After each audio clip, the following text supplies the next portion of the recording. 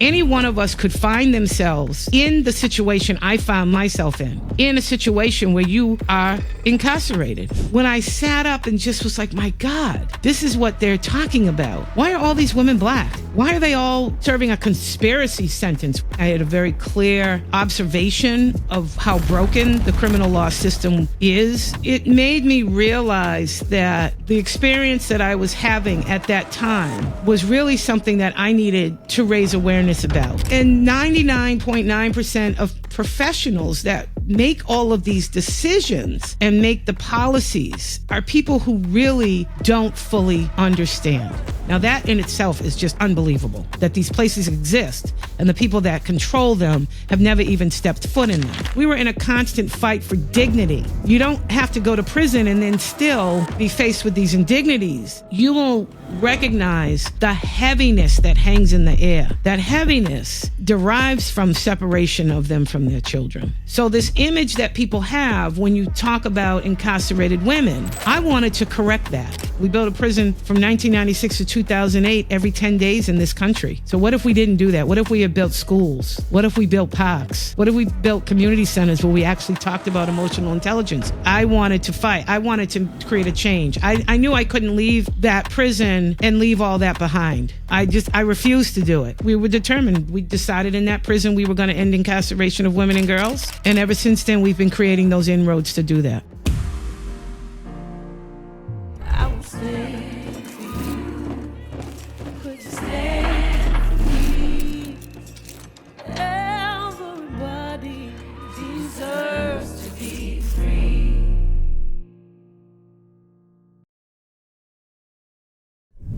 My name is Andrea James. I'm a lot of things, actually. There's an alchemy of life experiences that I've had that have led me to who I am today. I'm a mom. I'm a wife. I was a wife. I'm now a widow. I was a trial lawyer, a criminal defense attorney, a real estate conveyance lawyer from a very proud African-American family here in Boston, Massachusetts. A civil rights family, long history in our family of people who fight on behalf of civil rights and justice on behalf of some of the most vulnerable populations. So I grew up in that, went off to law school, became a lawyer, and I ended up going to prison. I had a issue in my law practice. It was more than 20 years ago, about 25 years ago, and I was afraid to tell anybody about it. This is why I mentor young women now. Although I was surrounded by people who loved me, who cared about me, who have supported me through my entire journey, even through law school, through practicing, in the ecosystem of law, it's still a very old boy network. Unless you really have worked and thought intentionally about getting a mentor, people still aren't very forthcoming with information. And so when you don't have all the information you need, or you make bad choices, not well thought out choices in terms of decisions that you make, and my poor choices were made as a result of fear. I made a mistake and I was really afraid to disclose that. I was embarrassed. I was sad. I was humiliated. I knew that I was in trouble. I was afraid to tell anyone. Everybody does make a mistake. It doesn't have to be as big as the mistake that I made. I misappropriated money that I was fiscally responsible for in my attorney IOLTA accounts and under my real estate side of my practice. And that's really just the kiss of death for lawyers. You shall not. And you just violate every fiduciary and professional responsibility when you do that. And I made that mistake. Part of your growth is when you make a mistake, you admit to your mistake. You work to atone for any harm that you've caused.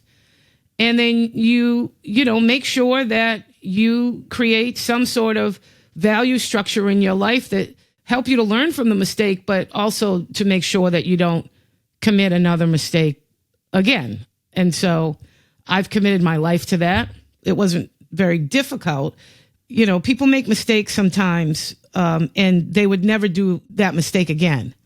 But it doesn't mean that they won't ever make a mistake. Those are two very different things. Going to prison had a profound effect on my life, my thinking. You know, I had been raised by a family who raised us to understand the importance of civil rights and the importance of doing things that fought for justice and equality. And so I had that introduction to these issues. I grew up in Roxbury, Massachusetts, in a home that my family has been in for 5 generations that happens to sit in the corridor, the most incarcerated corridor in the Commonwealth of Massachusetts. And so I had really amazing educational opportunities and attended some really great schools as a result of my parents both being educators and really, we weren't wealthy people, but they were wealthy in terms of knowledge and books and information. And so I had that in my background. And when I remember my parents were researchers of people of African diaspora, and they took us to Senegal, to Gorée Island, which is one of the bastions of the transatlantic slave trade, and on the west coast of Africa, where they would bring African people, enslave them, and then put them on ships to come to Europe and to the United States, the Caribbean, and so forth. And so I had all that history, and I had been to these places that my parents took us to really show us up close and personal what this very horrific period in the world's history was and continues, unfortunately, to be. When I was in prison and assigned to a prison bunk, which was what we call where we sleep, I was what we call an upper bunkie.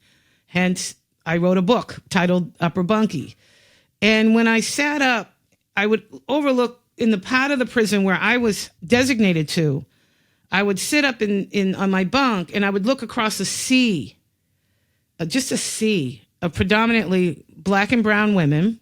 I remember thinking to myself very early on in my incarceration, my God, this looks like a slave ship. And of course, you know, the conditions in the prison were horrible, but nothing, it paled in comparison to being an enslaved person on a ship. But in terms of how we were positioned, bunk after bunk after bunk after bunk, head to toe, head to toe, head to toe, head to toe, head to toe, head to toe. That was the area of the prison that I lived in. And that's what it reminded me of. I had been a criminal defense attorney. I had no misunderstanding. I had a very clear observation of how broken the criminal law system is, even prior to my experience with incarceration. But it made me realize that the experience that I was having at that time was really something that I needed to raise awareness about. Because very, very few people, I think, have had the life experience that I've had, the alchemy of the life experiences that I've had. You know, that one of those experiences happens to be incarceration. But I've worked as a professional. I was trained. I went to law school. I worked as a lawyer. I defended people in the carceral system. And 99.9% of professionals that make all of these decisions about what our criminal law system should be like and make the policies around that are people who really don't fully understand. Yes, the expertise from study, from books, from even the experience of being a social worker or a case manager or the warden of a prison or whatever. Yes, those experiences count for something as well. But what they don't count for is a direct experience from the people, the human beings that we have locked in these cages. Because if you also, any one of us, I don't care who you are, any one of us could find themselves in the situation I found myself in. And we might say, oh, I would never do that. I could never. You don't know what could happen. And you could find yourself in a situation where you are incarcerated. And I guarantee, particularly if you were prior to that a professional working within the ecosystem of criminal justice, as they refer to it, all of your ideals would change. because you're now having the one experience that everybody and anybody who is actually presiding over people, that they relegate to a prison in the current conditions that prisons are in our country today. They would be using their voice just like I'm using mine. And as a woman, which added to my experience, as a mother, I had 2 young adult daughters, college age and in college. When I went to prison, one was out, the other one was still in. And then I had a 12-year-old at the time, my daughter, 3 daughters, and my son. I also have my son, my military son, who is my stepson, but my son, he's on the older end as well.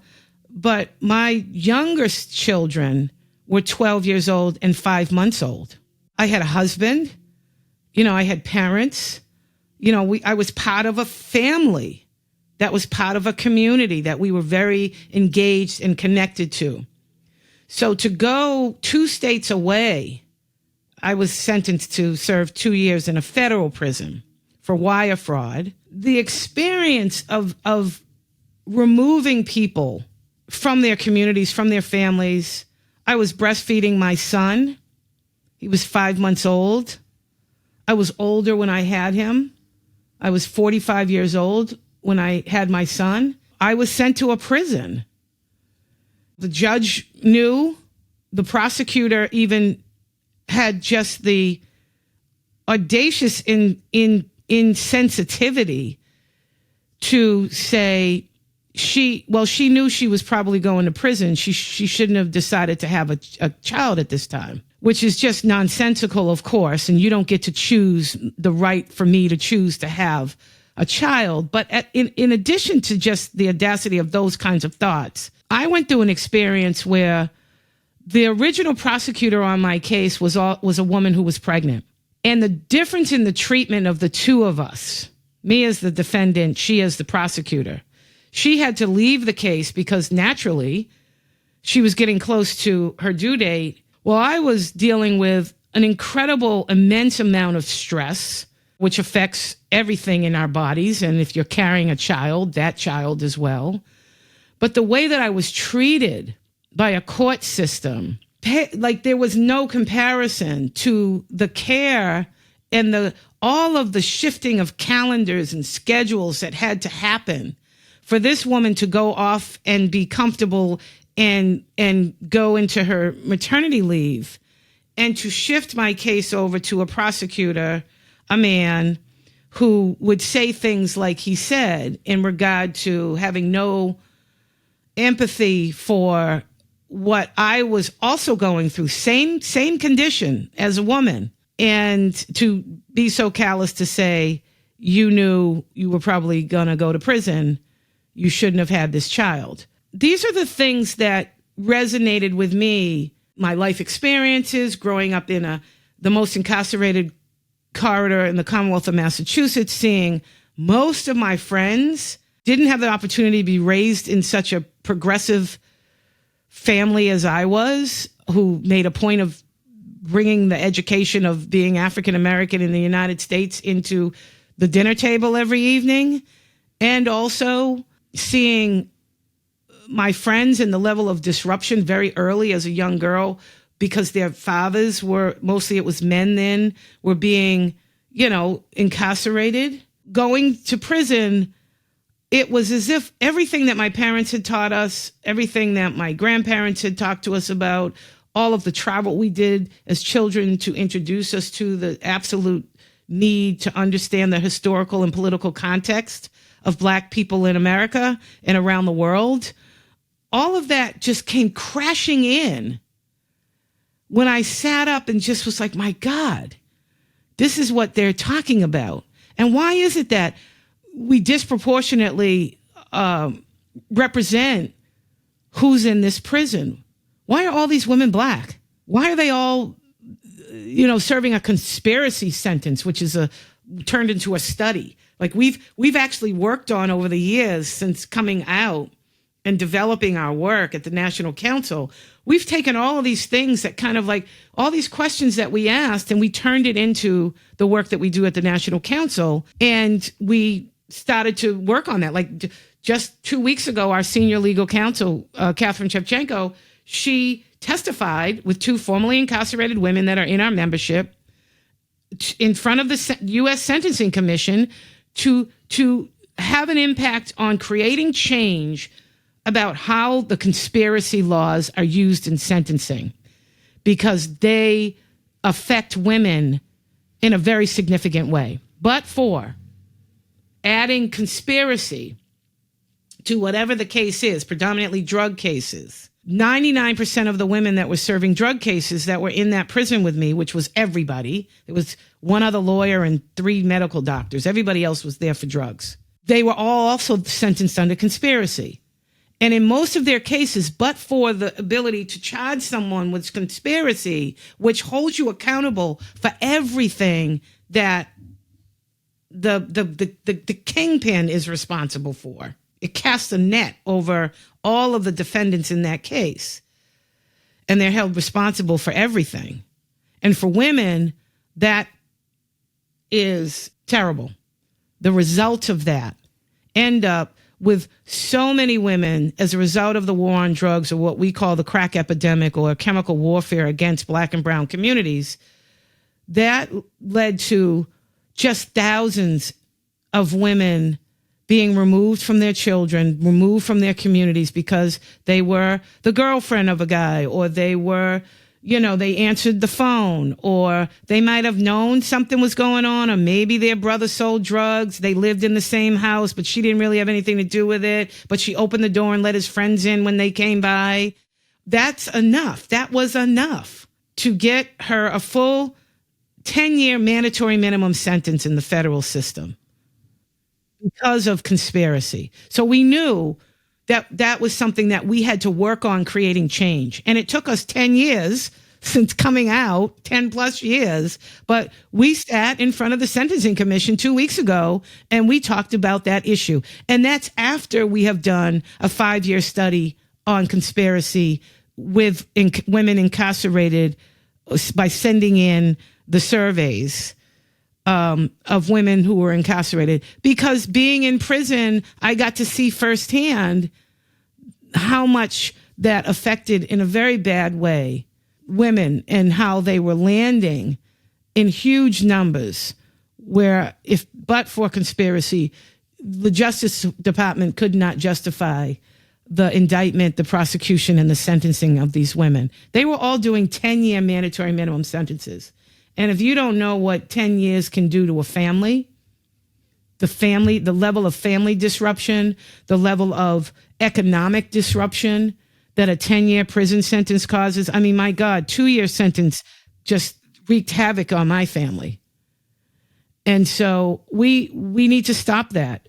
So there were all these things to be in a women's prison, and to, we had 4 pay phones in my section of the prison, there were 250 women. We had 4 pay phones. So you stand online to wait to call your family, and you get a 15-minute call, and you can't just hang up and call again. You have to wait before your phone minutes click back in, and you hear everybody's business. You got all these women crammed into a tiny little space. We were housed in an area that was literally made to hold the Watergate 8. There were 250 of us in that section. So it just tells you how crazy it is. Good stuff. You hear about the graduations. You hear about the weddings that all these women are missing. And you hear about the really sad things that, because their mom is absent, children are going through an incredible amount of stress and harm at times that wouldn't have happened to if their mom was able to be home with them. I mean, I was just outraged. The living conditions were disgusting. You were demeaned in every possible way. You had to do very dehumanizing acts, such as strip searches. Any guard could demand you to do a strip search. Male guards walked through our living quarters unannounced. They walked into our shower areas unannounced. We were in a constant fight for dignity. For dignity. You're sentenced to prison. That is your punishment for whatever, which we challenged also. is it necessary to do these, to incarcerate these women for things? But that should be it. You don't have to go to prison and then still be faced with these indignities and these hardships and these traumas. Women are raped. I don't know a women's prison in the country, because we do this work, that women aren't sexually abused by the very people who are supposed to take care of them, who are supposed to make sure that they are safe. I mean, wardens have, like at Dublin, a prison that we just helped to close, with shout out to California Coalition for Women Prisoners, who led that fight in Dublin, California, a federal women's prison. The warden and the chaplain were practically running a brothel out of this prison. So, you know, the indignities of being a woman and being incarcerated and the further harm that it can cause because these are women, we just took a stand. I think my being the catalyst to that in the prison came about because of the information that I was coming into the prison with that came from my other life experiences. And we wanted to fight. It was the time also, it was 2010. And that was a very awareness raising time in the country, because President Obama was the president at the time. He had started to go into the federal prison system, and we could see that on the news. He was the first United States president to visit a federal prison. Now that in itself is just unbelievable, that these places exist and the people that control them have never even stepped foot in them. But in addition to that, we were writing to the president to say, please come here. You know, come and see the plight of women in these federal prisons. That was the time. This was a time where we had a president who was acknowledging the injustices that were taking place, the racial disparities that were taking place, the unjust sentencing paradigm that had been created specifically around the war on drugs that had been exacted against Black and brown communities and poor communities. And then 2 books came out. The New Jim Crow, which was written by Michelle Alexander. I encourage anybody who wants to know the historical context of our criminal law system in this country to read it. Her book is From Slavery to Mass Incarceration, The New Jim Crow. And she did a phenomenal job of laying that history out of intentional policies intentionally created by men, for the most part, who had roles as legislators in this country to create, from the end of slavery, laws that made sure that Black people were continued to be oppressed and controlled in ways that would provide free labor to what was now supposedly ended when slavery ended. And we know that the 13th Amendment was created to intentionally allow for this to happen, because it allowed for the continuation of slavery. Slavery shall be abolished, but for in the case of committing a crime. So that was one book, really eye-opening. That was published in 2010. And then we had my dear friend, Piper Kerman, the real Piper Kerman, the one who wrote the book, Orange is the New Black, and who story Netflix took and then created the Netflix series, Orange is the New Black. She set out to do what we ask every formerly incarcerated woman to do. Share your story. Help to shift the narrative. Help people to really understand who we are. And that's what Piper did. And it just turned into a phenomenal book that put a fire of interest underneath college-age, wealthier white young women who were never caring or paying attention to this issue. It had such a profound impact on who in this country was paying attention. And so it worked in our favor. And that book came out during the time that we were starting to organize in 2010 in the prison. So it was a no-brainer. I was coming home. None of our co-founders inside of the prison were going to get out anytime soon. And so I also had a reach that most didn't have. We had a matriarch who we called our matriarch of our organization, Phyllis Hardy, who was an elderly woman that we did eventually help to bring home. When she was 72 and I was leaving the prison, she had already been there for 23 years. And she said, listen, don't forget, you go out there and you do what you said you were going to do. Like, you do what you said you were going to do. And when I was leaving, the day I left the prison and I was walking as my family was running down the driveway to meet me, these women were like waving towels and standing up on the hill and shouting to me, "Don't forget what you said. Like, go home. Don't ever come back here, but don't forget us." That's pretty hard to forget. And I was just incensed. I had just had an experience that was absolutely unnecessary. As an abolitionist, a prison abolitionist, abolition does not mean no accountability. There's actually more accountability in abolition than the current system. They relegate you to a prison, throw you in there, and you don't have to atone for anything. You don't have to do any work on yourself. You don't have to figure out, well, how'd this happen? You just got to go to prison. It's such a waste. I got to teach while I was in the prison. I worked a whole bunch of really crappy jobs until the women came to me and asked me to teach, and I did. And I wanted other women that were in the prison with me to know, yeah, you can keep the indictment on us if that's what we want to do in this country. You can blame us for everything, or we can start getting to the underbelly, to the root causes that landed each of us on a prison bunk. And for most of the women that were in there, my experience pales in comparison. But I know thousands of women that have evolved their lives and you would not even recognize who they are today. Anybody can do that. Abolition is about that. It's about moving us in a direction of creating the change so that we're actually paying attention to the person, the harm, and the person on the other side who has been harmed.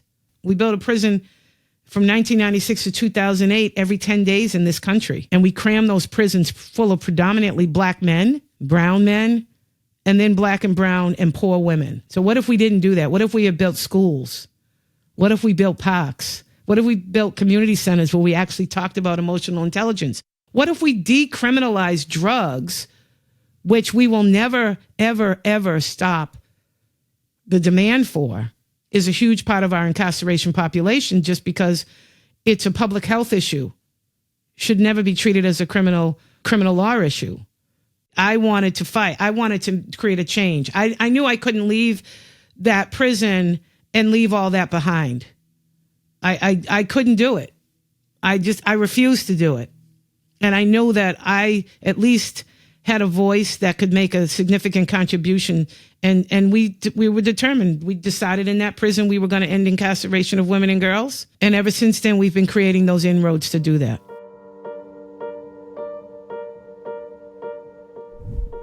One of the things I realized after coming out and starting out, like the first 5 years of our work to say end incarceration of women and girls. Well, that's great and all. It's a broad statement that many people just don't really understand.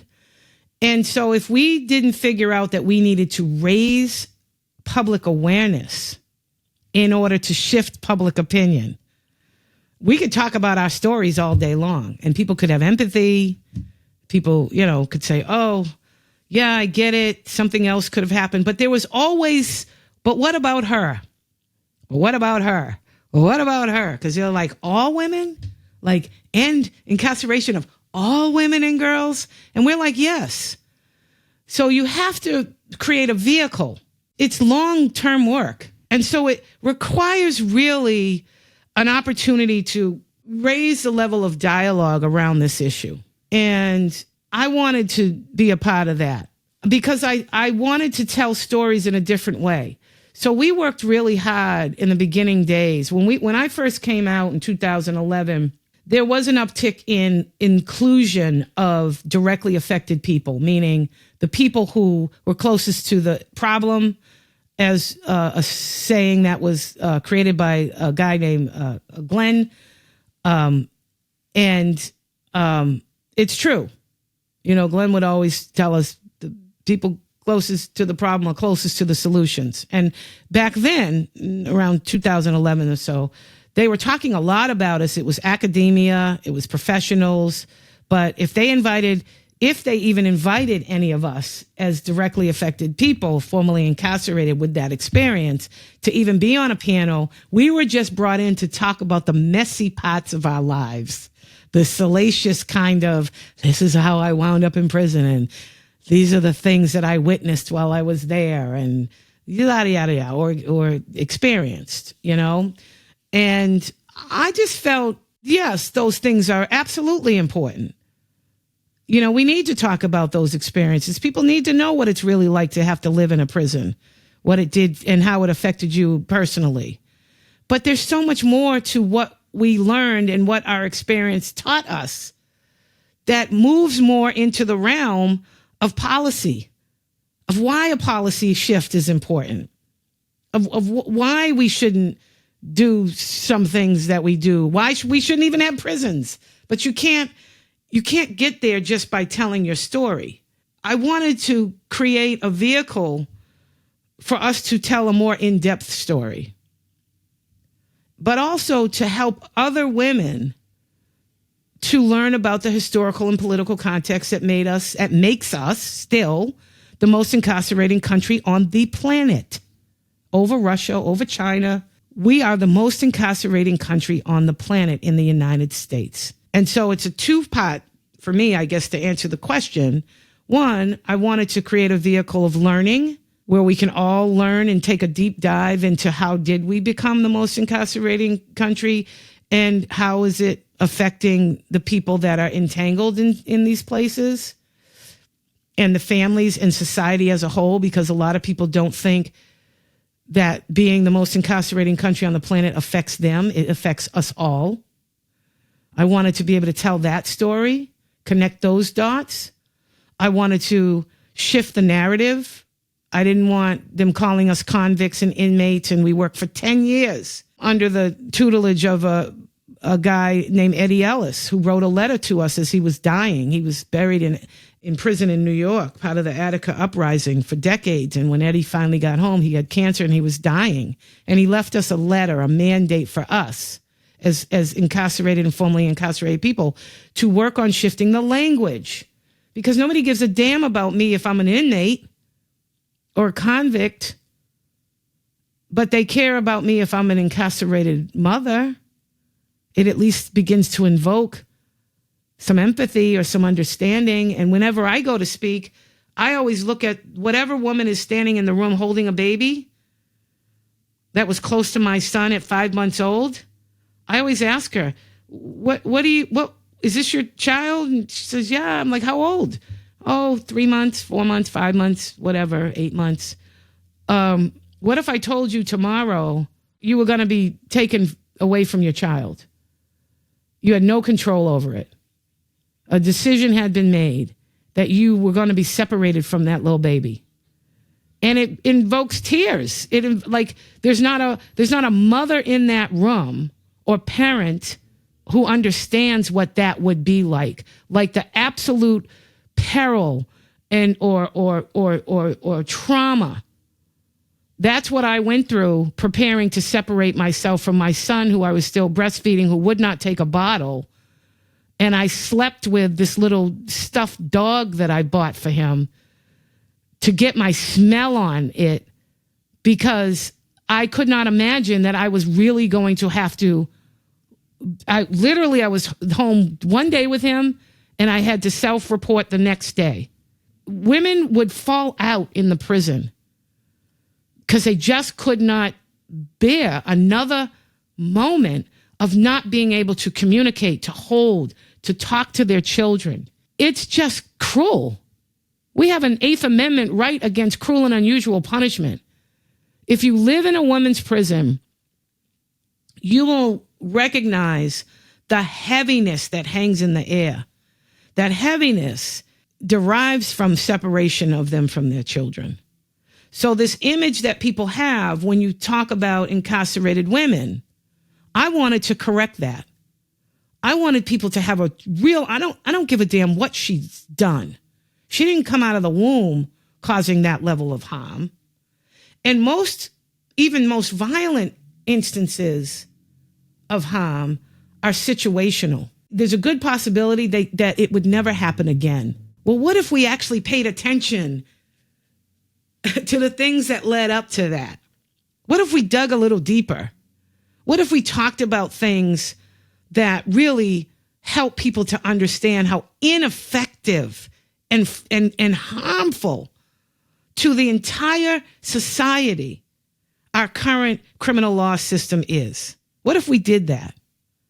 And what if we told those stories in a different way? Not just parading formerly incarcerated women in front of, onto a podcast or in front of a camera to talk about all the messy parts of their lives.